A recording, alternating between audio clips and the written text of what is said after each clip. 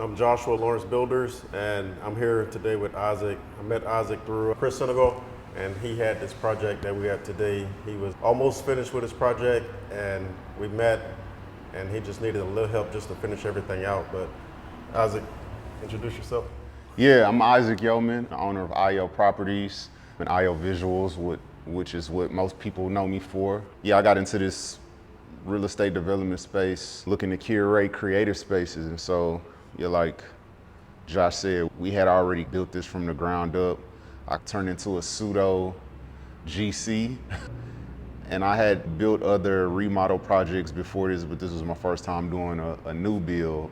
And it just happened to be my first new build was a 6-story structure. Learned the hard way, but yeah, Josh definitely was there to help me get this across the finish line and just help guide me with a few tips to make sure that the project went smooth overall, provided me with some really dopes in this industry. Subs sometimes can be wishy-washy, and just connecting with another brother who I've seen do a bunch of builds at a high level, trustworthy, and we've been rocking ever since. Nice. So before we got here, we were talking about figuring out how to do this. This is kind of a one-on-one type project. It's Yeah. like you don't typically replicate something like this. Yeah. So you said like you're somebody who just figures it out. So what are some of the things you did to figure out how to do a project like this? This is definitely a project that is one of one, first and last. First time and last time doing a project like this, at least trying to oversee it myself. Man, I purchased this property in end of 2015, early 2016, I think. Yeah, man, that's crazy thinking about that. Like almost a decade ago. We 1 year away from 2025. So yeah, when I purchased the property, it was just a lot. And when I purchased it, heard about the East River development that was coming to Fifth Ward. I had a ton of family ties to Fifth Ward, and my home church that I was baptized in was in Fifth Ward. And so it was just a lot of aligning things that made me want to come back to this community and do my due diligence to help bring affordable creative space and help build up the creative community. I already saw was a lot of really cool things happening in Fifth Ward, and yeah, it just made all the sense to me. And for me, ultimately, it was a communal project too, because I'm building something that's in an underserved neighborhood, and yeah, it sticks out like a sore thumb, but I think over time it'll make all the sense in the world. Yeah, so Joshua, talk about that. He bought the land, 9 years ago. I know. Would you recommend someone, if they know they want to build in the future, buy a lot and kind of hold it for a while? Is that kind of a good strategy to help get started on the project? That's always my thought. Getting to an area where no one is, or people they're overlooking those areas. So I focus on those areas, and anybody I talk to, I tell them, hey, go somewhere where nobody is, and you be the one to put that new house, new multifamily, whatever. Yeah, exactly what he did. I would have did the same thing, and just let people follow after that. And it's crazy. We were just talking off camera, like since the last time Josh has been here, now it's 1, 2, 3, 4, almost 10, 2, 3 stories around. When before it was, for lack of better terms, none but just decapacitated trap houses, you know what I'm saying? In all honesty, when I purchased this property, I didn't think it would take as long as it did to build. Life be lifing. And we had some international catastrophes like the pandemic that slowed down quite a bit. And for myself and my industry, in the film industry, we had the strikes. And so it was just a lot going on in the course of 3 or 4 years that kind of really made this thing really fully blossom into what it is today. But I just had to have the capacity to stay down with it and understand what the overall mission is. And now that I look back on it, man, it was, as Drizzy say, God's plan. You know what I mean? There's no place, I would probably say in Texas right now, that you could get a piece of real estate like this for under 3% interest rate. You know what I mean? But I had the guts to thug it out in the pandemic when everybody was falling. I was just like, man, God gave me this vision. I just got to stick through it. You know what I mean? It's now what interest rates probably the lowest, what, probably 7, 8. Yeah, yeah, I remember, when the interest rates was that low. Yeah, I'm 2.99. You're not gonna find that. Yeah. So talk about the whole, a lot of the premise of this course is, 90-day builder, right? Learning how to build projects in 90 days. So obviously this project didn't take 90 days, right? And for a lot of people, their projects don't get finished in 90 days. Talk about, for both of y'all, I would love to hear y'all's answers.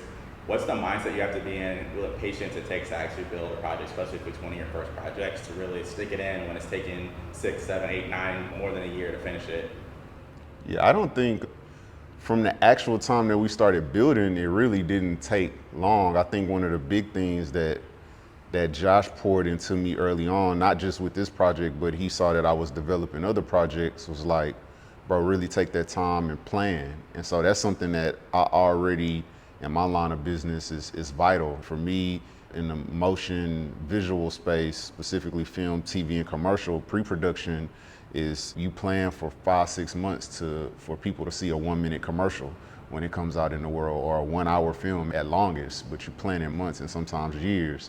And so I think, to your point, I think you can build something in 90 to 120 days. Obviously, it depends on the magnitude and how large it is, but if you, with proper planning, you can build pretty sufficiently and pretty quickly and efficient. Make sure you got all your plans in place, lock in all your permits, go ahead and start pulling all your material lists, and just really plan everything out, because once you get on that ground and start working, your guys start working, it's on the clock. And so you want to make sure they got everything they need to move as effectively as possible. And I've seen Josh do that time in and time out. And it's just all about planning, really. A lot of people be so in a rush to build. That's typically the ones who rush in to build is the ones that take the longest. But when you take your time and plan, you can get through the building process substantially quicker and more effective. In my experiences, I'm sure Josh would probably echo that. Yeah, it's the same. Like, I have a lot of people contacting me and they have their own ideas, but it's the plan. I make sure they have certain things in place before we even get started. If we don't have that budget in place, I want it line item by line item, and just follow those things, follow those steps that I follow every day, and you can make it happen. But a lot of people, they don't know that process or that plan, so that's what, once you get that down, then you can just translate that to anything, any bill. Yeah, man, fall in love with the process. Literally, it's gonna save you a whole lot of money. Yeah. Cool. All right, last couple questions here. Y'all mentioned, Isaac, you mentioned the subs are really important on this project. This is a really specialty project. Y'all talk about how important it was to get the right subs, and then Josh, can you talk about, I guess, how you knew you had the right guys to help Isaac finish the project? Yeah, I was pretty much closed in, and I really needed somebody to be able to really craft closing it in from the inside. And so Josh really helped me get some solid guys to do all of the sheetrock work. And this place is, like you said, a very specialty project because the ceilings are 20 feet.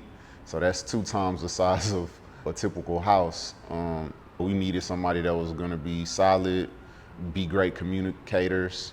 I think that's one of the biggest things is communication. I would say across the board from all of the projects I've done outside of this, great subs are the ones who have great communication. But whether it's going good or bad, I think having solid guys and I think letting them know what your expectations are up front is super important. Like Josh said, make that list, make that timeline, and also let them, I always try to give, if my timeline says May 1st, for them it's April 1st. You know what I mean? You always want to give yourself buffer, not only in your timeline, but also in your budget, because it's inevitable that you will go over budget. It's just part of it, you know what I mean? So already plan for going over budget and have yourself some buffer time and some squeeze, so that way when you do, you already have budgeted for it ahead of time, whether that be monetarily or time-wise. So I think being able to navigate that with subs and just be a good communicator, I think that's what it all the way boiled down to.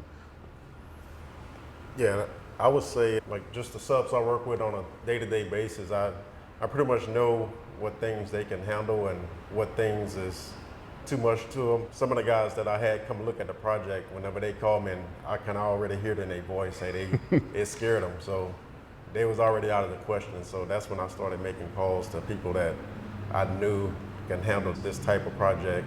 I see them, they can go do it every day. Whenever they call me back, they call me with a number and they can do it and how long they'll take to do it. Yeah.